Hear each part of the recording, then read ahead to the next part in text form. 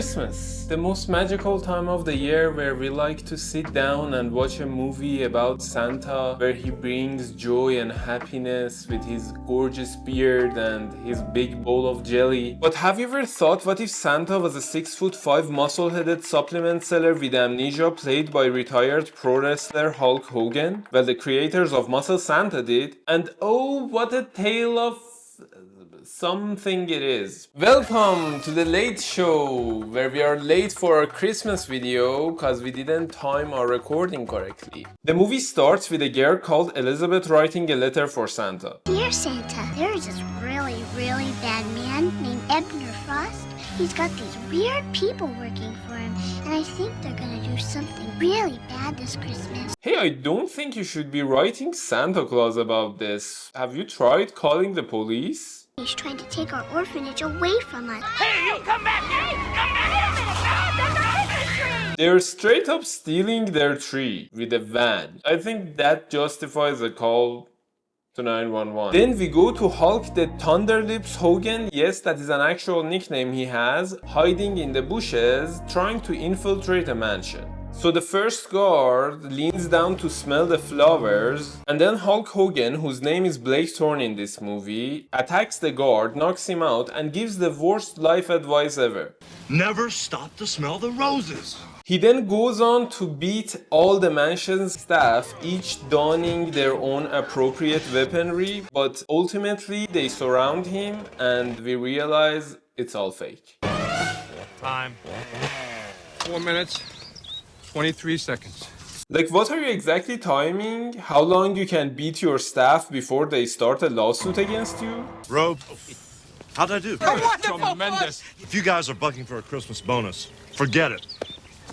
Didn't you just put on that robe? Like, what was the point of that? He then complains to his butler that the picture on his supplement cans are not big and tan enough. My picture on the can isn't big enough and have it make me more tan. Your guests have arrived. Business always calls when you're having fun. What? Are you having fun? Is your idea of fun looking at supplement cans to see what's wrong with their picture? I think that categorizes as doing business. So we find out that Blake is the type of person who makes weird rules about everything, and they are mostly about how to be selfish. The rules are important, guys. Here, rule number 105. Yes, sir. Never give an inch, especially when you can take one. Franco 91. Never lend a hand. You might need it later. And then he takes a paintball gun and goes out. What happened to the guests? Are you just not gonna meet with them? Or are these your guests? Did you mean playing paintball as business and looking at your supplement cans as fun? I'm confused. So they start the weirdest game of paintball where he shoots the other team's captain before starting. Ready? Ready. Never trust the enemy, Captain. And they take off in a car. Is this some sort of highway chase version of paintball I don't know about? Because that sounds extremely dangerous. And they are driving just recklessly. One of his guys goes over a police car with a motorcycle. Naturally, the police starts chasing them. And how do you expect he is going to respond in this situation? A, he stops the car and explains to the police officer that it was a mistake on their part and it's not gonna happen again. B, he stops the car and then goes on to threaten the police officer with his wealth and power. Or C, he tries to run away for no reason. Go on, lock in your answer. The correct choice is secret item D, where he pulls out his paintball gun and decides to shoot at the police.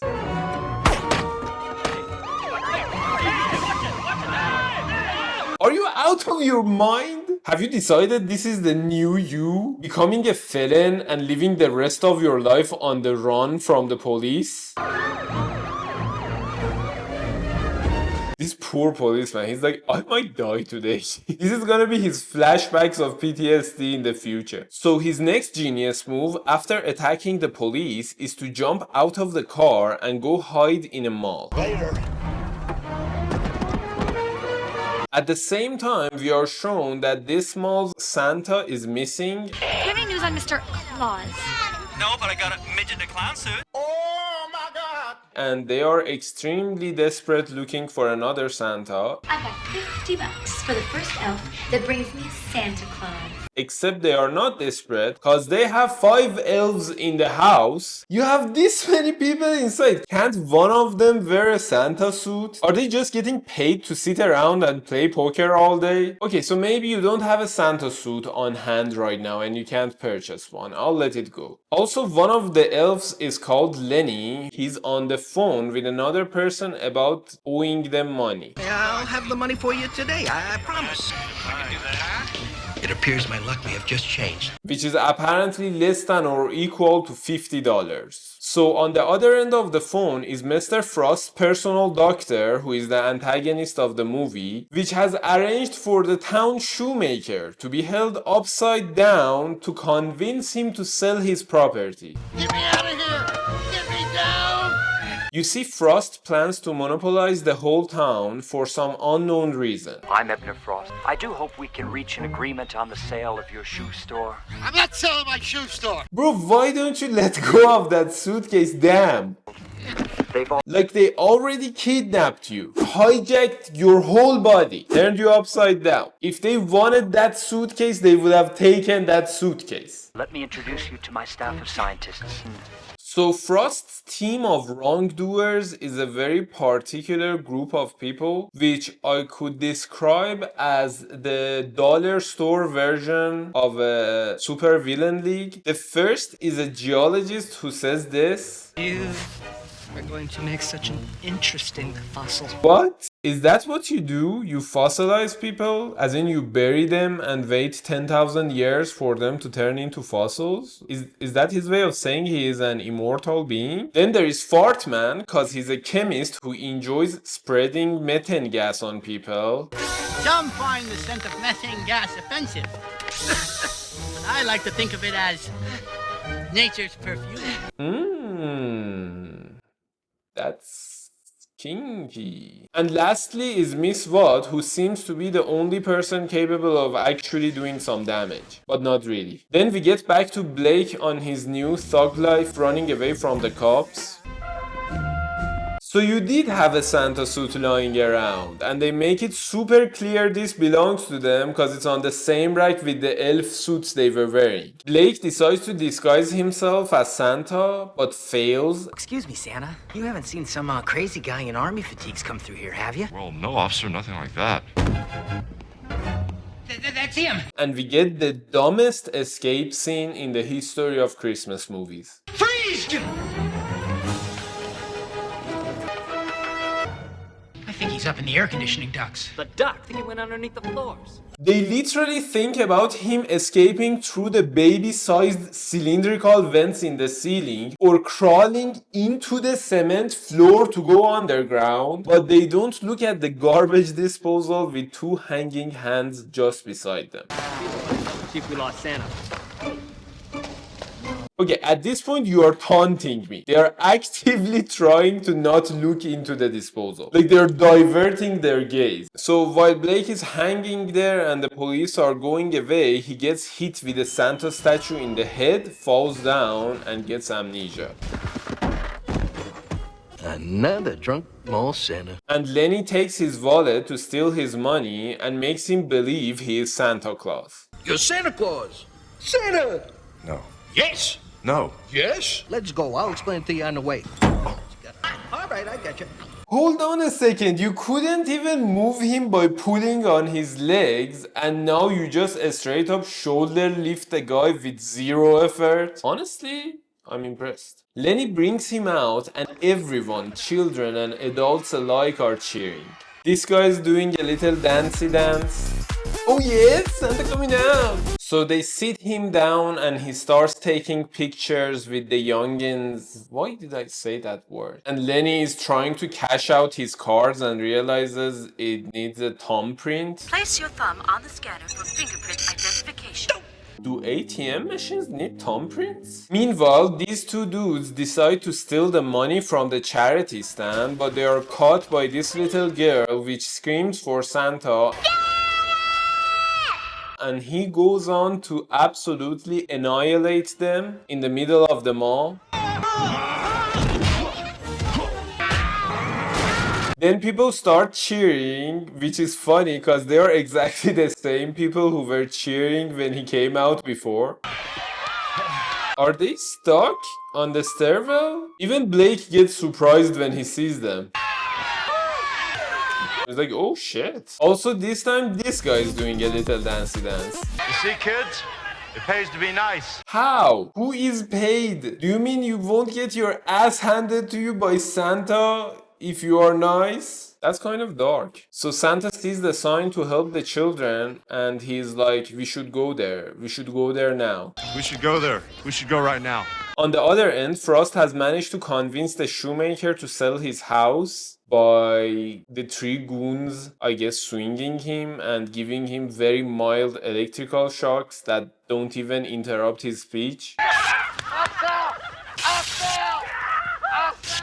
And we find out the last spot in town they need to take over is the orphanage. So then the doctor and the goons get into an ice cream truck and go to the orphanage, which is never explained. We never find out why they have an ice cream truck. I guess they monopolize the ice cream truck of the town also.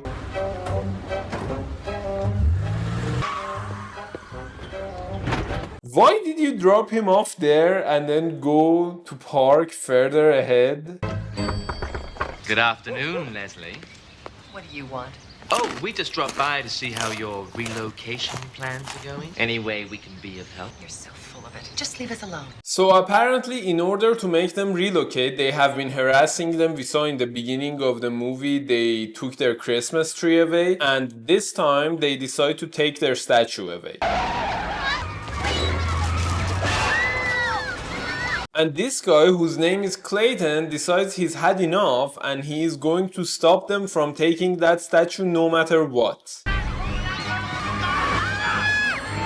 Wait, are they okay with running over this guy? It seems in this universe, the rules governing society might be a bit different, considering that people are just willing to commit crimes for the sport of it really, with no other reason. But then Santa steps in.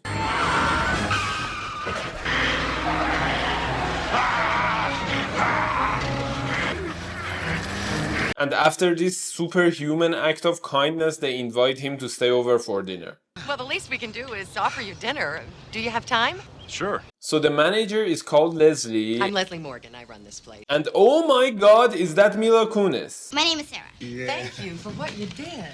That was a very stupid thing you did out there, Sam. Bro, you went in front of a truck driven by absolute lunatic psychopaths with no sense of remorse. You are in no place to judge. Santa, do you have a place to stay tonight?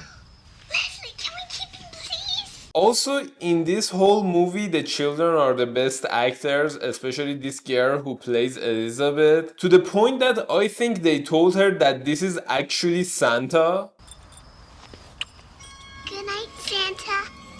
She's just radiating joy in the whole movie. I can't fault that. So they stay over the night cause that is normal. And during breakfast, Lenny takes Blake's milk glass so he can steal his fingerprints and take his money. And also Blake gets a suit upgrade. Wow.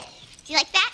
This is great, Sarah. Where'd you learn to do this? Mega Man, number 96. Did you learn how to sew from Mega Man comics? How? Also, the TV station has heard the news that Blake is living here and came for an interview. Good morning. I'm Helen Shue with News 8. We heard that the Santa with muscles lives here. Who? Who gave you that information? How? Who? How? And why? So Lenny fails again because he has the right fingerprint while he needs the left one. Please place your left thumb on the scanner. Then the goons steal him away so that Frost can tell him that he should get Santa out of the house. I want that Santa with muscles out of there. Am I coming in clearly? But Blake refuses. I'm not leaving. They still need me here. Then Blake has a talk with Elizabeth and Clayton tells him that he is proud that he has made something out of himself. I'm proud of you, son. You finally made something of yourself after all. and he says it like he's his father, which is weird. So the goons make another attack on the mansion, and the boy Taylor decides to retaliate. So Blake and Lenny go after him, and during all this they realize that Frost is after something in the underground of the orphanage, and he wants to do some sort of excavation. Now that I own all of Lake, I can begin excavation immediately. They go back, and Blake asks them what is under the orphanage. What's under the orphanage? Water and power lines. Telephone cables? Sure.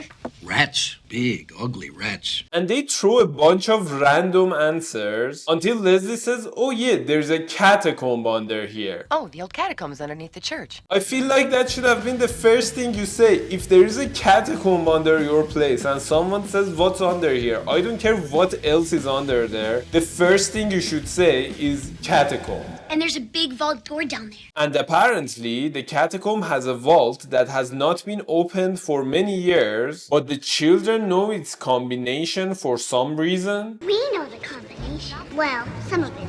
And when they reach there, Blake sees that there are some initials carved into the door, and one of them is BT. So yeah, basically he is an orphan from here, Blake Thorne. And then the children put in 3 digits, but they don't know the rest. And you are like, well, how did you even find out the first 3 digits? But who cares at this point? This movie makes 0 sense. And somehow Blake knows the rest of the combination. 82416.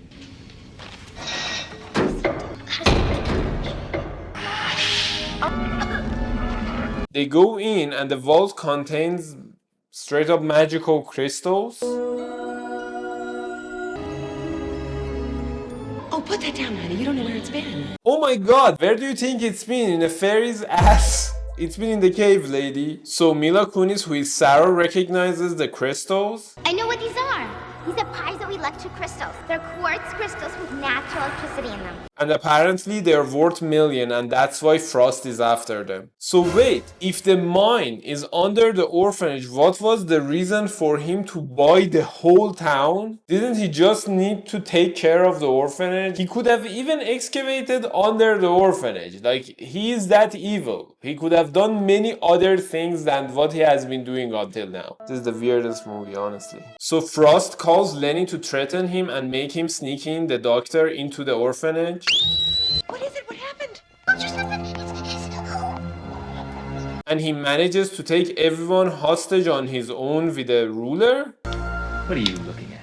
Blake sees him, and they play this cat and mouse game until they confront each other on top of the tower, where Blake kicks his ass.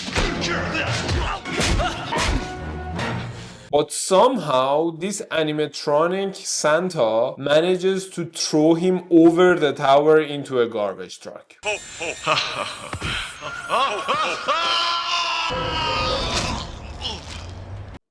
Yes, that completely makes sense. Like, we even see the doctor take him off the ground, like he's that light, but he manages to throw this 6'5" behemoth from the tower. Or is Blake just freakishly lightweight? We saw this earlier with Lenny picking him up from the waist with one shoulder. Like, the rules of Newton's gravity change when it comes to Blake's waist. So he passes out and wakes up back in the mansion where he remembers everything now. He calls the orphanage to check, but the goons are using the most convoluted way to use Leslie's voice from before to tell him not to come back, and he believes it, no questions asked. Why don't you just disappear forever? Then we see that in the orphanage they are just sitting around talking about Santa's disappearance. I'm not surprised. There's no such thing as Santa. Weren't they held captive? Didn't the doctor take over the orphanage after Blake fell? And while they are talking, the goons break down the door and attack.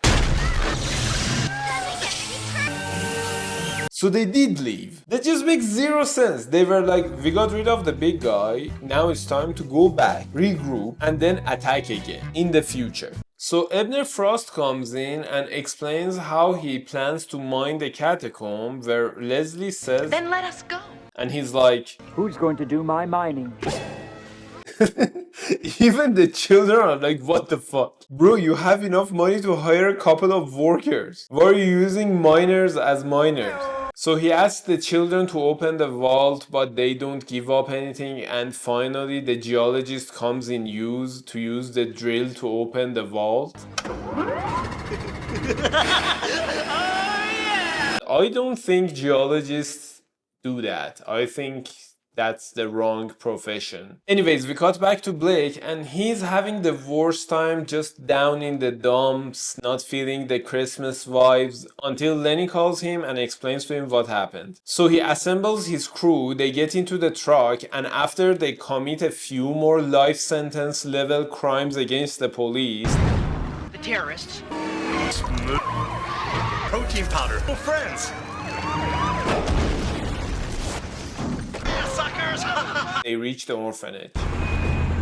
He saves the children and one by one they take care of the goons. They make the fart chemist drown in methane gas.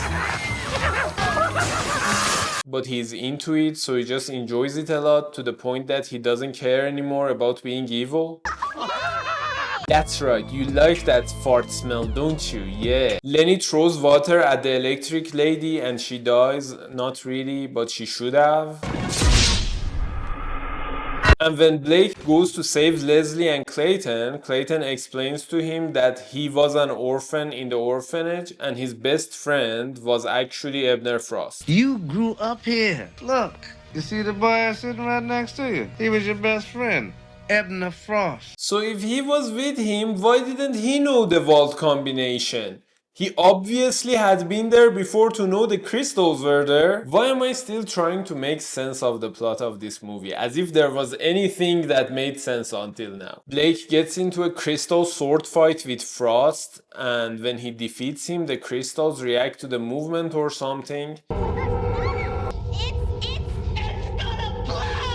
And the crystals blow up with the orphanage just after everyone got out. And then police comes to arrest Frost and his team. All right, everyone freeze.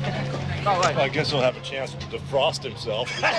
What? You're not gonna arrest Blake? By this point he has multiple charges. Speeding, destruction of public property, resisting arrest, attempted murder of a police officer. You're just gonna get past that? But we'll let that go. This is the most important part. So Leslie says this. Where are we gonna go now?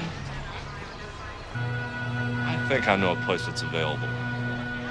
Oh, that's very heartwarming. Is he gonna adopt the children and bring them to his home? That's a good Christmas story. Nope, they commandeer Frost's home and take it for themselves, where they have a telescope set up so they can look directly into the prison and ridicule him in his own house. Damn, that's pretty savage. When they say crush your enemies, this is what they're talking about. Also, now they have like 5 more children in the orphanage. Like, what the hell happened?